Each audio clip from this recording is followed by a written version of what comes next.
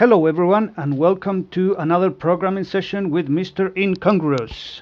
On our last episode, we started creating a document generator that would write a letter of acceptance from a fictional school with the added aspect that it would check whether the person or persons being accepted or rejected were men or women, and it would correctly enumerate them in the letter so that we wouldn't have to make that ourselves. The way to do that was by using a Python library called python-docx, which we downloaded on the previous episode, and we also made a very simple mock-up of what our final program should be. We have it here. We're using docx. We give it a certain set of parameters, and when we execute it, the document is first created and then saved as demo.docx. Just as a test, we will change the parameters to show you how the program is currently working. For example, we can change Mrs. Robinson, and we execute this. We have our print string at the end, just to make sure that everything went without a problem, and we can check the result of our program, which is demo.docx.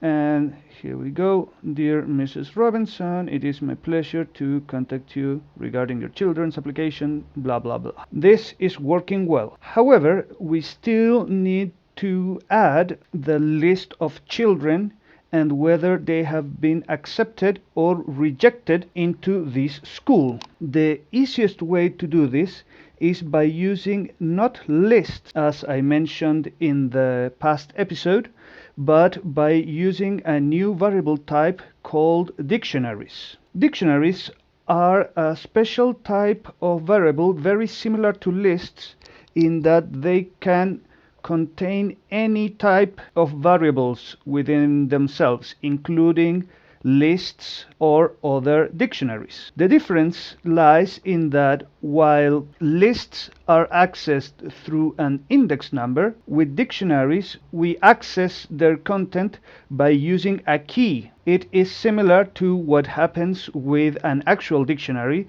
where if we want to know the meaning of the word bear, for example, we look for the key, which is the word bear, and then we can access the content, which is its meaning. The reason why I think dictionaries are more appropriate to this type of work than lists is that it's much easier to keep track of which element is which. Let's go with an example. We won't be using the editor.py file, but instead use the exercises file, and we will say that a sample dictionary, you open it and close it with these, I think they're called curly brackets. First you assign a key, let's say bear, colon, and then you enter the value, animal that loves honey. Let's add another one, crocodile, animal with long nose that lives in the water. If we want to access one of these values, what we can do is use the name of the dictionary, and between brackets, instead of including the index number as we would do on a list, what we do is enter the name of the key. So if we put print sample dictionary bear, should print animal that loves honey. Why is this so useful? Because we mentioned that for the children we needed 4 parameters. We needed their first name, their last name, their gender, and whether they had been accepted or rejected. We could enter all those parameters in a list, so Lisa Thompson F and A for accepted, and have a larger list for each child included in that particular batch. Let's say Bart Thompson, male, rejected. But things can get a bit messy when we have a few hundred people to deal with, or some lists will have certain parameters but not others, and that can be a bit complicated to navigate through. Whereas if we have a list of children composed of dictionaries, we can have this same children equals to a list where we have the first one, name Lisa, last name Thompson, gender F, accepted A. We have this list with this dictionary, and we could add another dictionary. I'll just copy and paste here. This is Bart Thompson, gender M, and rejected. Just to make sure everything is well written, we will execute. No errors, at least at this stage. And to print the items or the characteristics of each child, what we do is we use a for loop for child in children. So first it will go here, and then it'll go here, and then we need to loop once again within this child, within this element, and ask to print the corresponding key. For element in child, what we need to do is print children, and the value that we want, the key that we want to access, is given by element. So we say children brackets element, and it should write Lisa Thompson FA, Bart Thompson MR. List indices must be integer or slices, not string. Let's see. Okay, that was my bad, because what I did was use element, which is a string, to reference children, which is this list, is the large list. And as I mentioned earlier, lists only accept integers as index positions. So what I should have done is, instead of trying to access children, the big list, I should have tried to access child, which is each dictionary within the list children. And now we have it. Lisa Thompson, F.A., Bart, and so on. This will be the base for our generator, because now we can forget, if we know the elements that we have in this dictionary, we can start changing or making the output a little bit more elaborate. For example, for child in children, we can say print name and then child name, close, print last name, child name. And here's where it gets interesting, because we have only an F, and we can tell if child gender is equal to F, print gender female, elif child genders equals M, gender male, and else print gender non-binary. The same can be done with the acceptance. We can say if child accepted is equal to A, print status accepted. And since we don't have any other options, else print status rejected. And just to divide things, we'll print a couple asterisks and see how this goes. Name Lisa, last name Thompson. As you can see, we can start playing a lot more once we have this base structure in place. How do we translate this into our document generator? We can actually use all of this code in the editor. we will add them at the very beginning.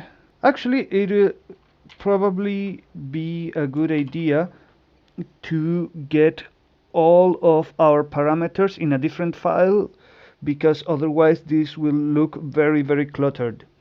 So what we will actually do is create a new file, take all the information and the necessary parameters, and copy it here, at least for the time being. We will call this data.py, and it'll be here that we will store all of our information, as the name data implies. Actually, I made a mistake here.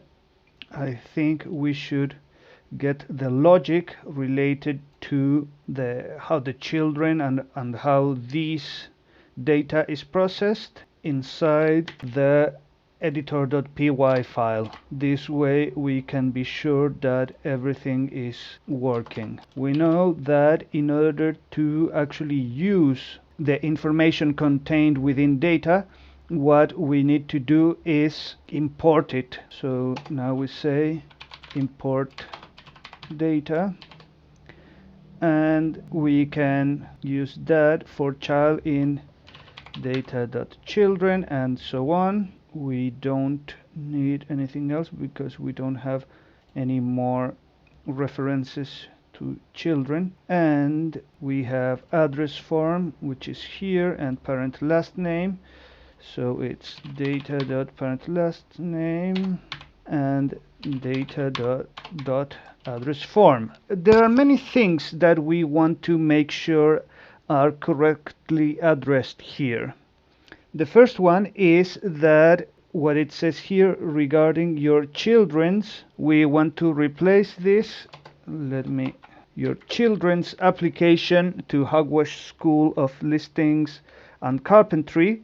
What we want to do there is check whether all the children are male or are all the children female. So it can say regarding your sons, regarding your daughters, regarding your son, or regarding your daughter's application to Hogwash School of Listings and Carpentry. The way to do that is to create a list containing the actual children.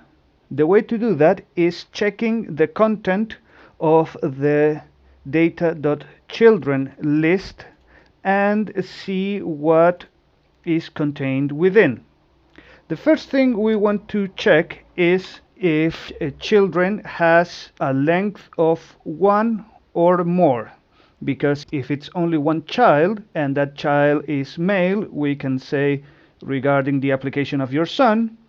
If the child is female, regarding the application of your daughter, and if the definition is non-binary, it can just say regarding the application of your child. So the first step is, I think this one won't be necessary. It was good as an example, but now we'll just work through it again. It's not too much trouble. So the first step, if the length of data.children is equal to 1, and if data.children position 0, because we know there's only one element in this particular case, 0, and the gender, we are mixing things a little bit.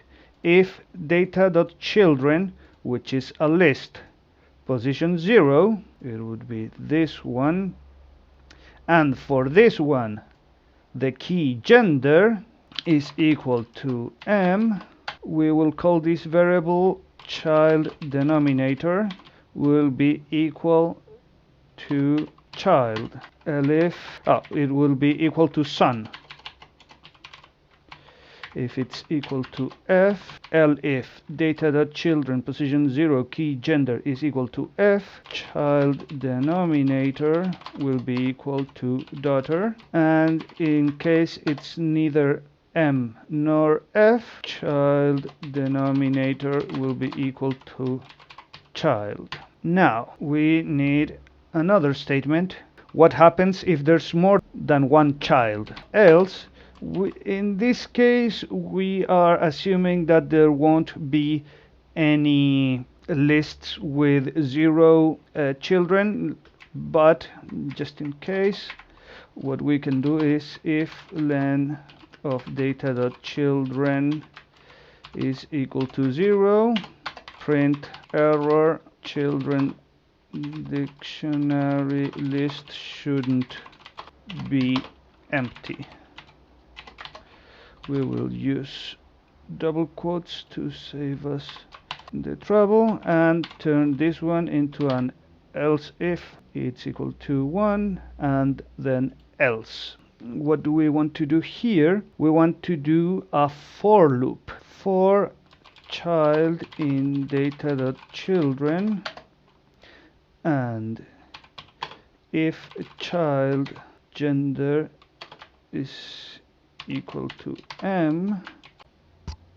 Whoops, there's a mistake here. Here it says child gender, and if we include it like this, Python will think that we're referencing a variable, which we are not, because there isn't any variable named gender. So Python will throw an error if we try to execute something like this. So what we must do to show Python that we are actually referencing the key is to put quotes within it, just as we did here. That's, at least in my experience, it's a very common mistake. So learn from my mistakes and be careful with that.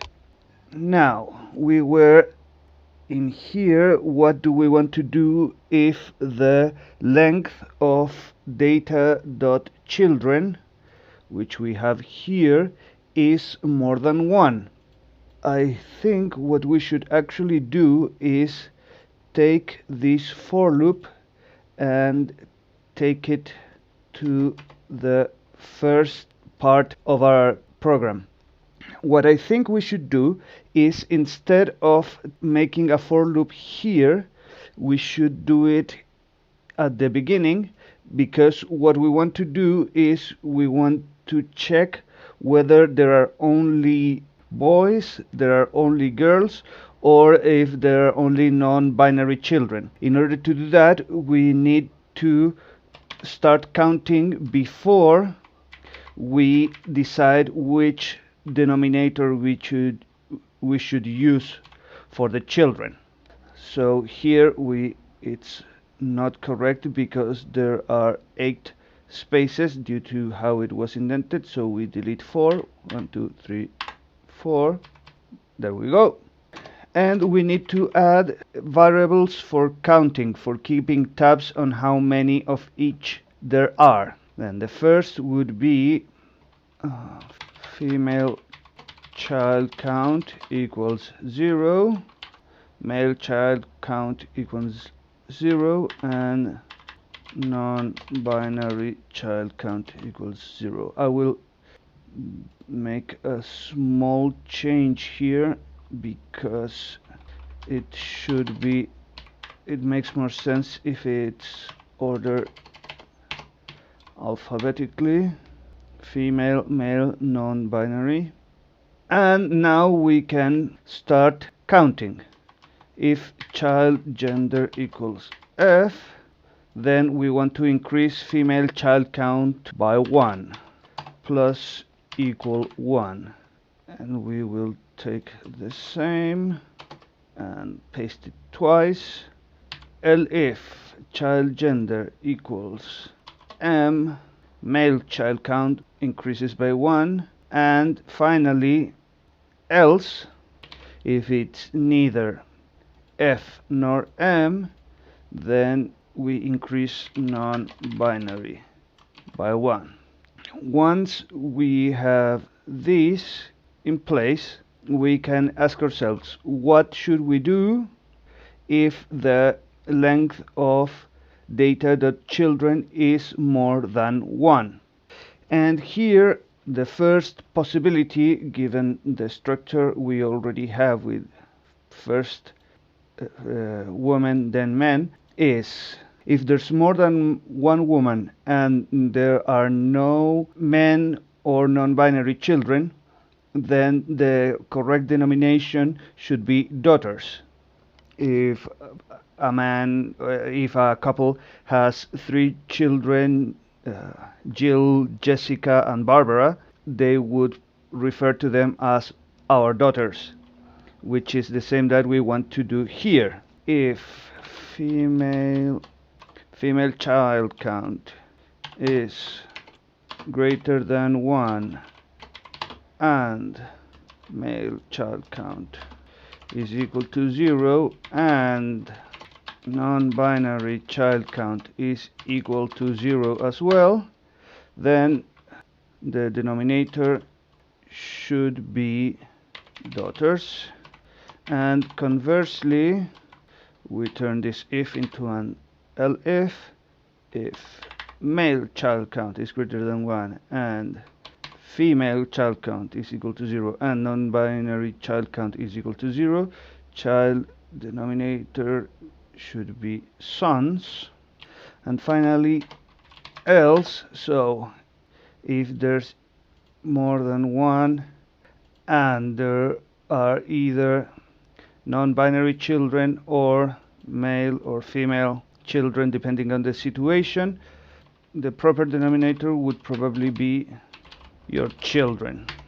And now we can continue with the generator. We had a model for the letter that we wanted to write, which is here, Richard McMallinson, malevolent dictator for life.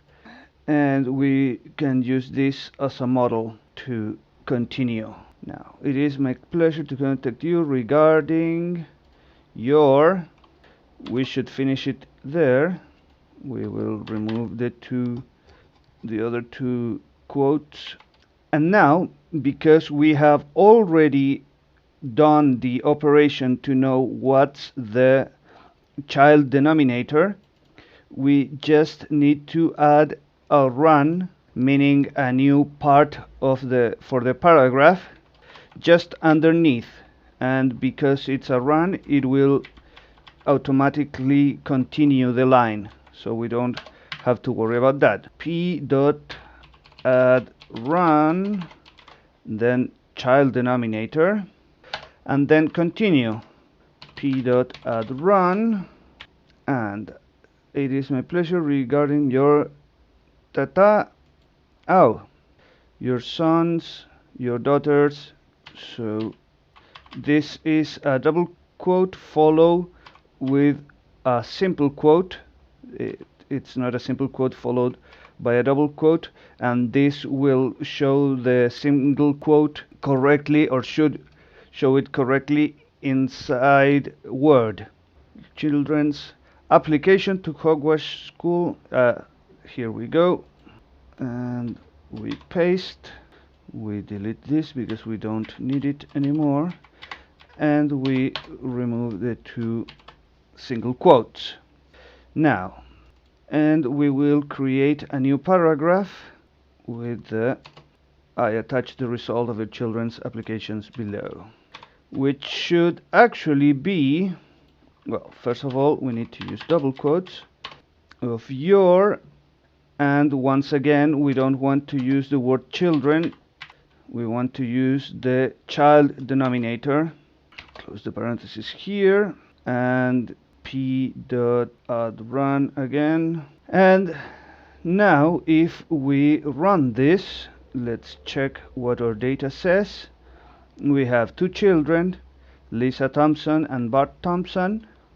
One is a girl, the other is a boy, so it should be very similar to what we already have. It should talk about children. Let's check it out.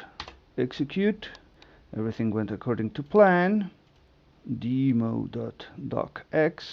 Dear Mrs. Robinson, your children's application, I attach the result of your children's application below. We shouldn't get too confident here. It's a good idea to check if everything is actually processing correctly, and to do that we will do a small change here. Both are marked as women now, so if we execute, demo.docx should talk about daughters.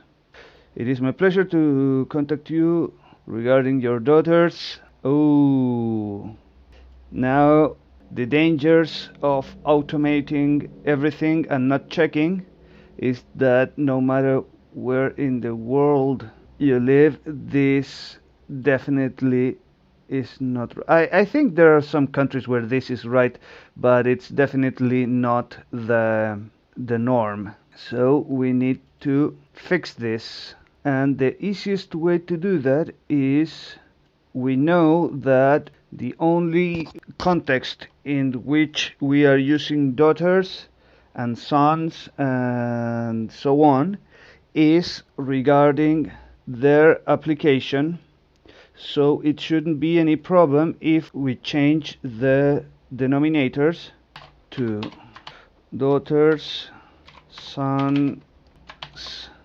childs, and again we change this, whoops, we change this with double quote, single quote, then double quote, sons, single quote, double quote, and we get the double quote here, children's. This is the easiest and, you could say, more inelegant way of doing it. We could also include an if, where if the last character of the child denominator is an S, it should only add a single quote instead of adding a single quote and an S.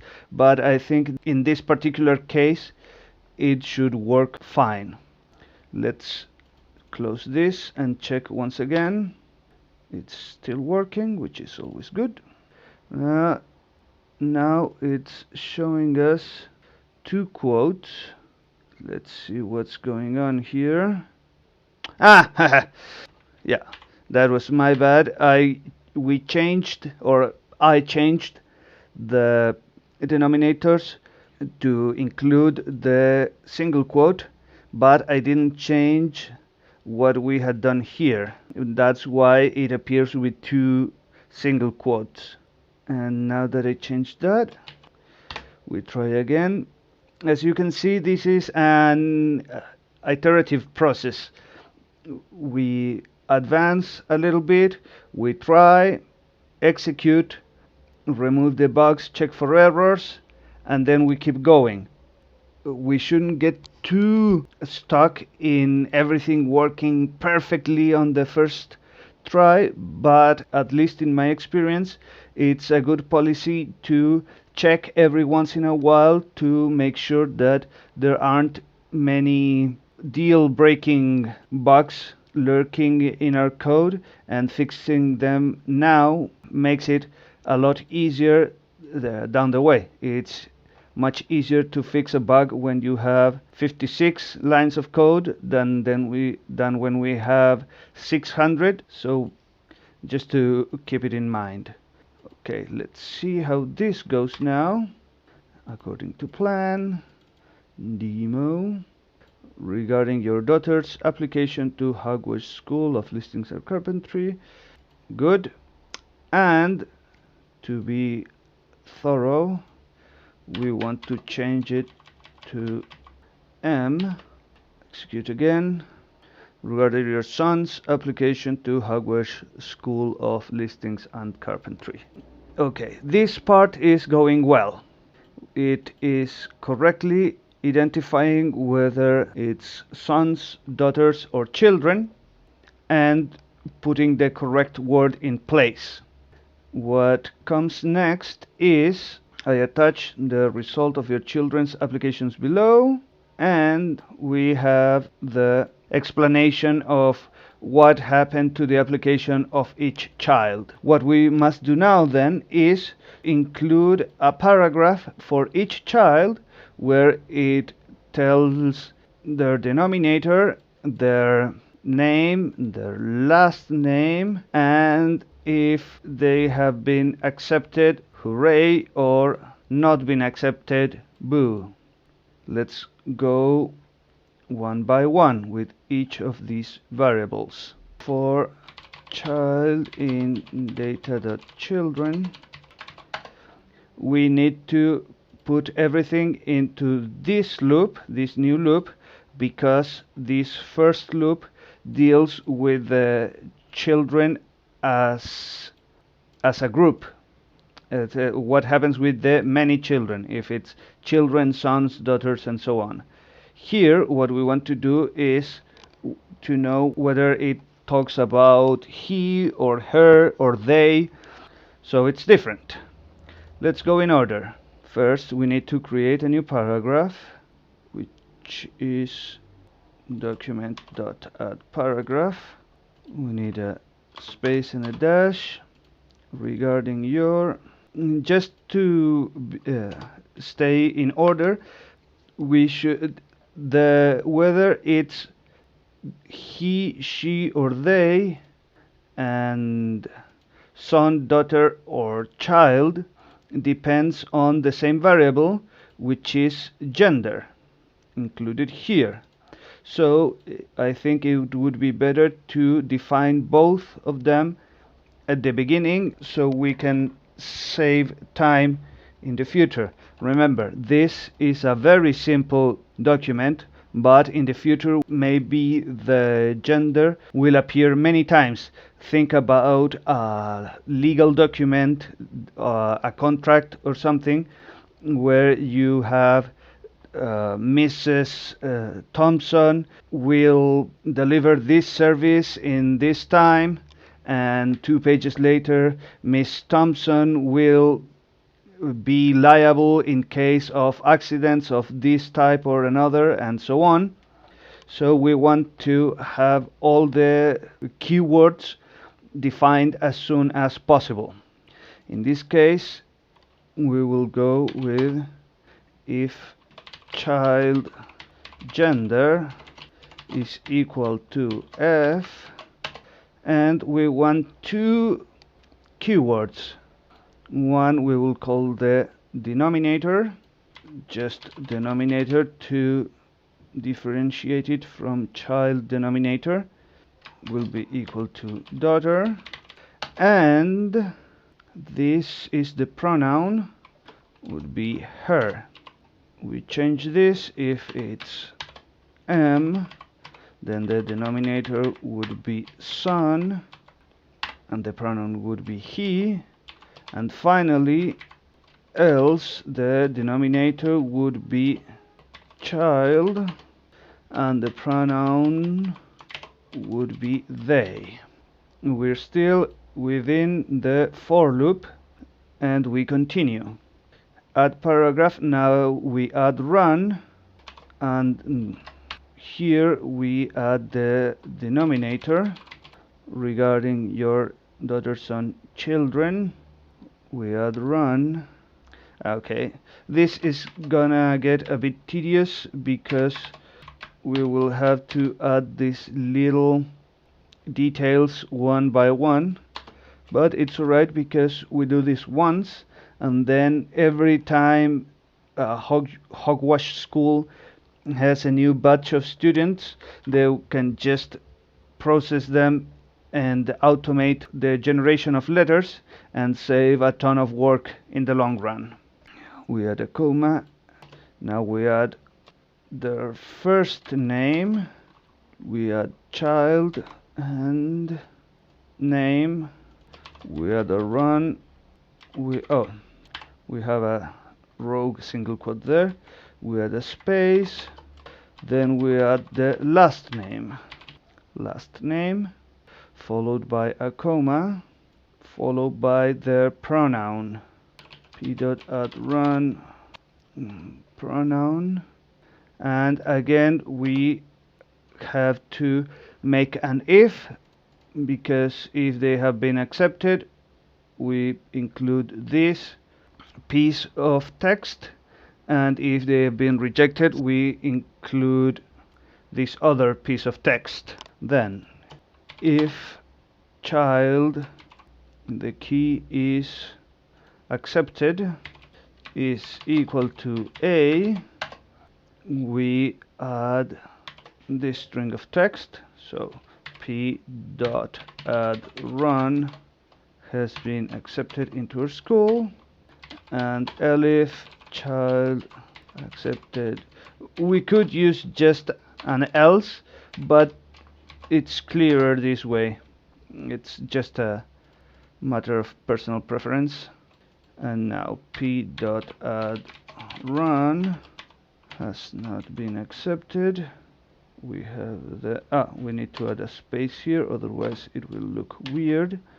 And finally, after this loop has finished, we need to add the last couple lines.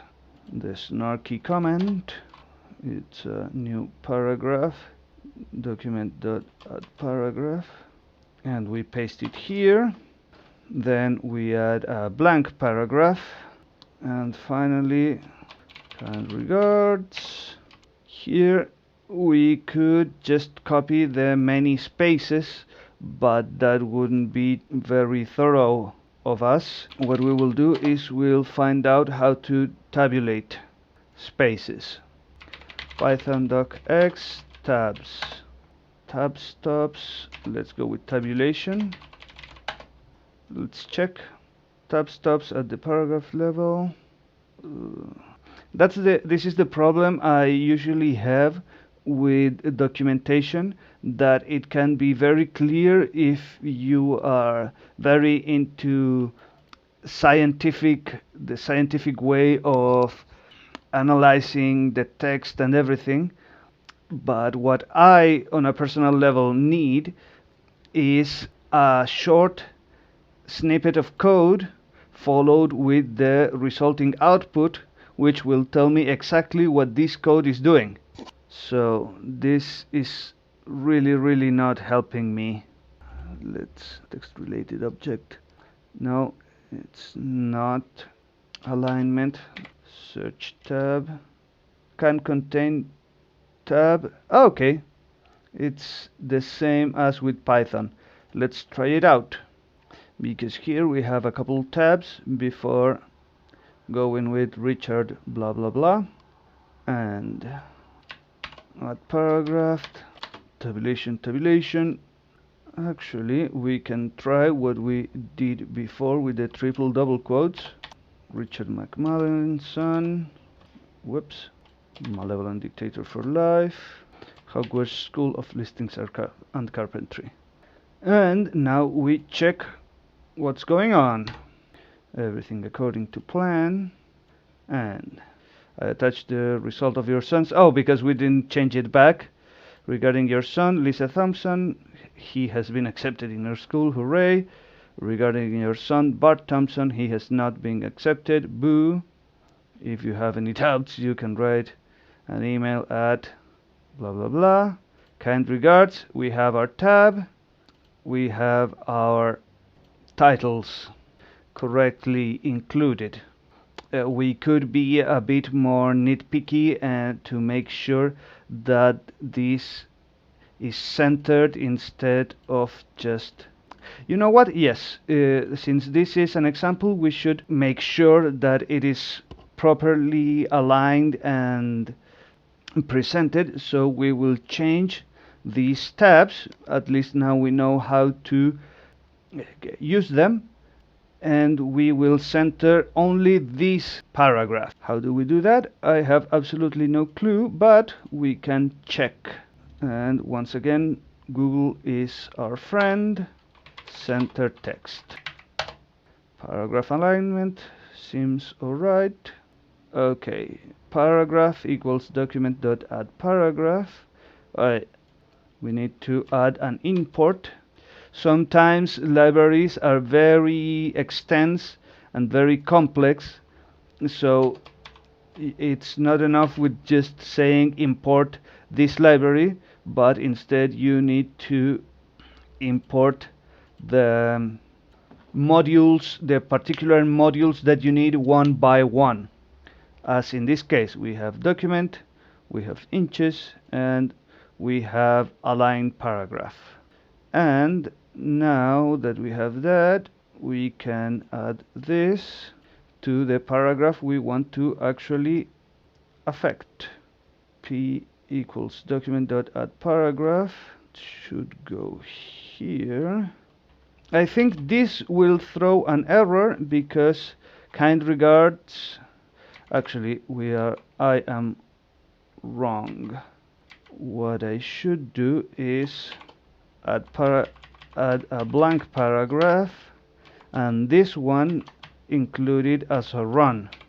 This way it creates the new paragraph P, then it says it should be aligned in the center, and then it adds the rest of the text needed.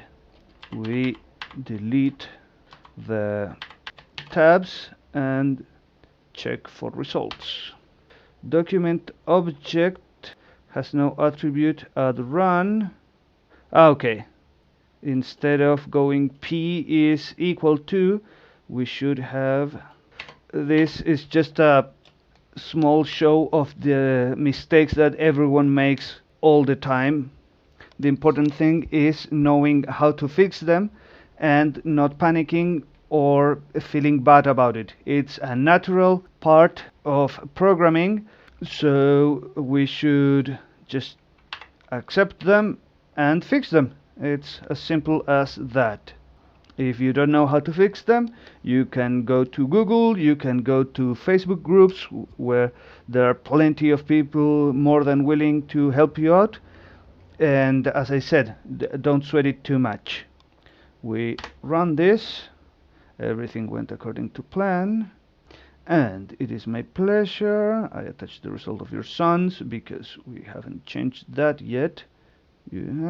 Kind regards. And as you can see, this looks much better than when we had everything on the same space. With this, the document generator itself is technically done.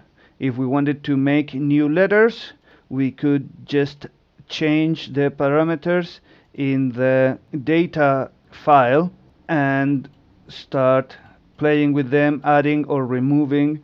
Actually, we will, just as a test, we will say that now there's only Lisa Thompson, just to make, once again, double check everything is working correctly.